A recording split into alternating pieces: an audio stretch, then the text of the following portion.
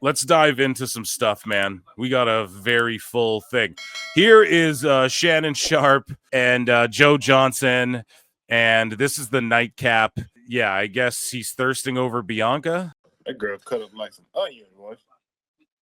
Ain't she? Man. Man, Joe, Joe, she mad. Joe. No. Look, I'm happy. I'm just saying. And I know you got people. I mean, you're right. Hold on. I can look at the menu. Now, I ain't trying to order nothing. I'm just looking. I mean, hey, just because you don't order don't mean you can't read the menu. Because in order to better come take it. So they're just thirsting over her who wouldn't. So yeah, actually, you guys want to talk about AAA as well. Sorry, I forgot I was going to start with that, but I just botched. So basically, they announced right at the press conference, or not the press conference, sorry, the kickoff panel rather, the YouTube kickoff show here between Stand and Deliver and WWE. They say that there's and WrestleMania rather. They say that there's like a few big announcements this weekend, right? So one of them was something I brought to the show a while ago. A month ago, I wanted to say, I was like, hey, you guys, I hit an X-Files. And I was like, don't be shocked if we hear about like AAA and they're doing really good business. And, and I explained to you guys how NXT, what it is now with Evolve and LFG, that's their branding. But like, as far as like, we're going to start NXT UK again or whatever, NXT Mexico. I just said, I was like, no, I think they're going to just start working with like companies that are established and then you just WWE ID or your whatever. Well, they fully acquired AAA. Okay. And I told you guys, I hit an X-Files. Like, don't be shocked if this happens. Like, if that's the thing. Now, some people think that The Rock dropping the New Japan thing was a bit of a swerve. No, you have to understand something. The Rock's busy doing shit with his goals and initiatives in TKO. Triple H and Nick Khan are doing their own thing. They communicate well. I don't know if like The Rock eyeing up New Japan is an endeavor him and TKO and everyone can get into to help WWE. That might be something he's working on that Triple H might not even be getting phone calls about yet. Do you guys understand what I'm saying? This is the beauty of this all. And the New Japan thing isn't a swerve or anything. It's just if they buy Nuge, I don't even think it'll be buying Nuge. Okay. But they said flat out TKO acquired AAA. So maybe The Rock could probably buy New Japan himself if he wanted, let alone when he brings this to the table as like a business venture. So yeah, Phil ain't been missing 2025. I was right about the Exodus. I was right about this shit. I also said too in a tweet, where the f did I say it? Not to put myself over, but we're in WWE news here. I said somewhere, whatever. I tweeted out. I was like Ray Phoenix, or I was like, expect Ray Phoenix to replace Rey Mysterio, whatever. Now, here's an X-Files because I don't know. I was thinking about this, and actually George asked me this privately. Could that have been the work the whole time? I kind of believe it could have been, because think about how El Grande knocked Ray Phoenix out of the Battle Royal on SmackDown. That could mean like this was the plan the whole time, was to be like, hey, you're going to feign an injury, Ray, and we're going to sell it to the people. And this is why dirt sheets are unnecessary in 2025, right?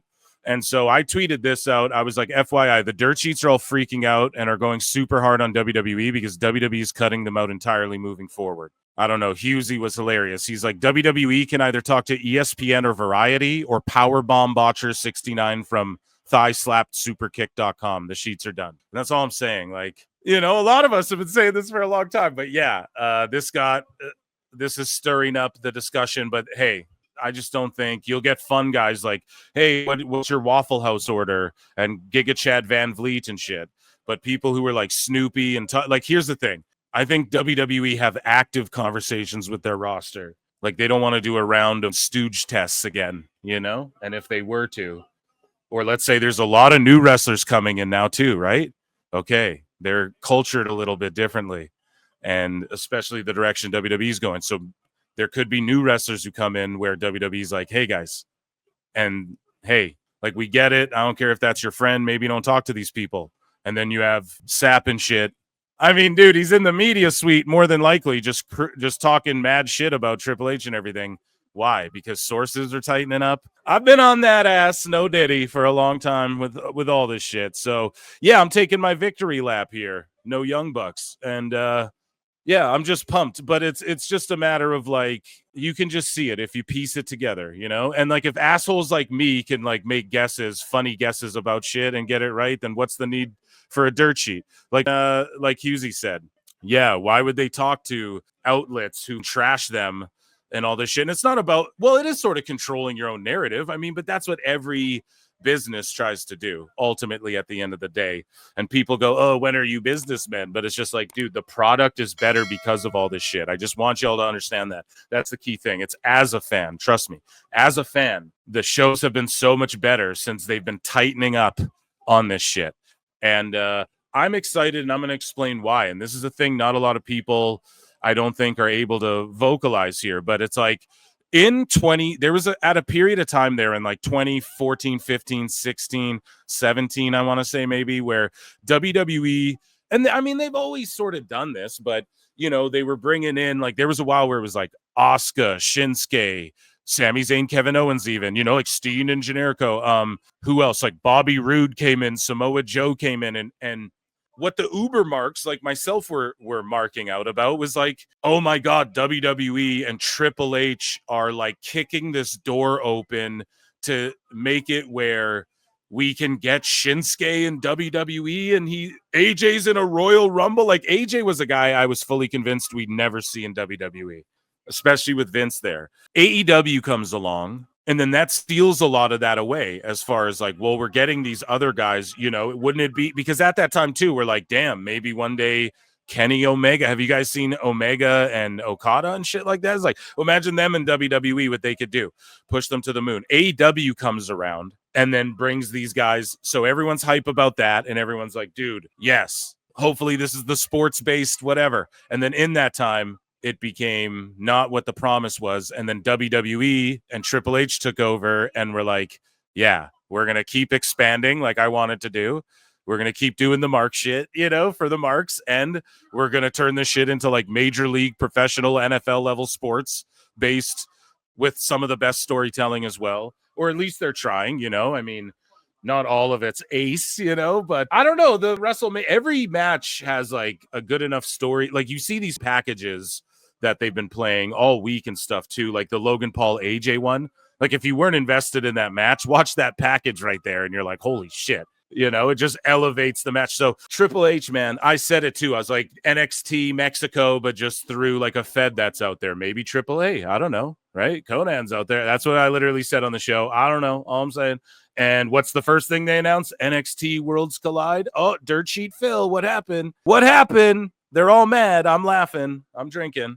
How you guys doing tonight, though? So round of applause for me. Let me check in with Chad again, though. I got some McDonald's I'm going to have later. I got a Snickers for later. We've been eating like shit. We're drinking in Minecraft. It's amazing. Round of applause. Expecting either Noah or New Japan partnership next. Yeah, so let's talk about that for a second. So I'm not saying, and I don't advocate for like a monopoly, but if I trust anyone with it, it was like what Triple H was doing back then in NXT that he's now starting to do main roster style now. I'm going to trust that vision. I'm going to trust it. NXT Black and Gold, that shit wasn't hot. You know, it was awesome. So I don't think it's about acquiring anything, but I think when you get into these discussions and then Triple A's like, well, why don't you just buy us? Well, if you're going to pay that much, I mean, you know what I mean? Or it's like, well, if we're going to give you this much, what is it going to cost for the whole thing, right? And then TKO's like, yeah, global expansion. That's what we're all about in every aspect. And pro wrestling, you approach it differently than the UFC. In UFC, you don't establish a league called, well, you kind of do that, though. That's what UFC does. They team up with these feds, and they go, hey, do you guys want to be on our Fight Pass? And then they go, yeah. And then they get to put UFC shit. Then sometimes Dana White goes to the shows, and then they you know, get to look at their talent and say, hey, you know, maybe this guy needs a few more years or whatever. So they kind of do that in MMA already as well to a certain degree. It's just not like a big publicized, like it's not like TNA or AAA. There's no other companies where in MMA that make you go, oh, you know what I mean? There was like Bellator for a bit, but anyways, it's not about MMA, about pro wrestling. This is awesome. And with Noah, they're already working with Noah. Remember, again, we got to take you back in time because Phil's hitting here. So at the start of the year, what did I tell you guys? In my end of the year predictions, actually, on my Christmas show, I was like, listen, New Japan, I think, is going to distance from AEW. And they're not going to be like, AEW, you're kicked to the curb. But what they're going to do is they're going to say, hey, we're going to work with like other people in America. Everyone's kind of like we're going to expand or whatever. And they're going to be able to accomplish this because they formed the UJPW or UJPWA, United Japan Pro Wrestling Alliance or whatever. Look that shit up. I know I just botched the acronym or whatever it is, but it's along those lines, right? And they formed, and what it is like essentially the NWA for Japan now, where they named Noah, New Japan, these other feds in Japan. They're all going to like work together to like make wrestling hot again in Japan. That's like the focus, right? And so someone also pointed out, notice on Josh Barnett's Bloodsport too, all the Stardom people working with WWE talent on that Bloodsport card as well. So I don't know, just things. This all puzzle pieces of this shit together, folks. Okay, and so yeah, I'm not saying like an acquisition, although what I brought up earlier, like The Rock could be doing side. This shit's like the CIA. No, it's not like that, but some things can be compartmentalized. Like if The Rock is working on something, it doesn't mean Triple H is like working on that thing too. So Triple H is probably grinding out this Mexico deal.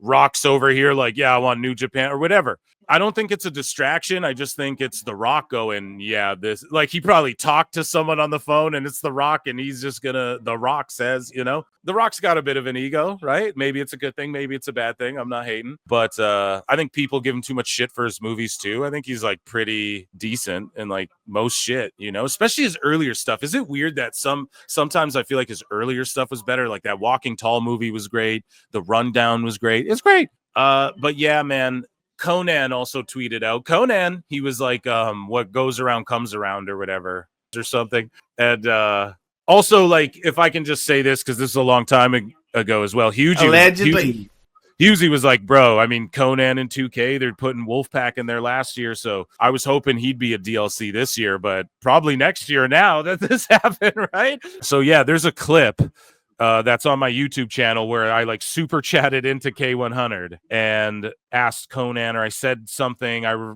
commented about something Conan said about El Hijo. And then Conan is like, no, he's not going to WWE yet, or whatever he said in that clip. So there you go. Like fast forward, maybe not even a year, and El Hijo's standing behind Triple H. Like that's straight nasty business, man. Tony Khan's like, oh, what? I tried to sign him. He's looking at Steph and El Hijo standing there. Best guys, Tony Khan. Oh my God, dude. But yeah, so this, if you just sort of followed along here, you watch PWT. This is why we tap in here, folks. So yeah, the NXT Worlds Collide taking place at the Kia Forum on June 7th. That crowd is going to be nuts. And can I point this out too, or is this too deep? In too deep, and I'm trying to keep But like Triple H has really been scooping up the Lucha Underground talent too, no? Like just over time. I mean, Jeff Cobb, if that's a guy at 42 he's interested in bringing in, and let's say we see Jeff Cobb this weekend, Alfred Konowa and myself predicted, you know, just fantasy mark booking, like, hey, what if Nick Aldis comes out with like his sleeves rolled up and we think it's going to be Nick who's going to challenge Orton, and then Rusev's music hits, or he's like, you know what? I know a guy, Jeff Cobb, and he brings him in and beats. But I just don't know if Randy's going to like bump around crazy like that, or maybe he's like really ready to because it's Mania, right? Because you want to protect that dude's back and neck, you know, protect your neck. Smoke on the mic like smoking Joe Frazier, the Hellraiser. So yeah, let's get into stuff, man. Let's talk about Stand and Deliver quick. We got to do that.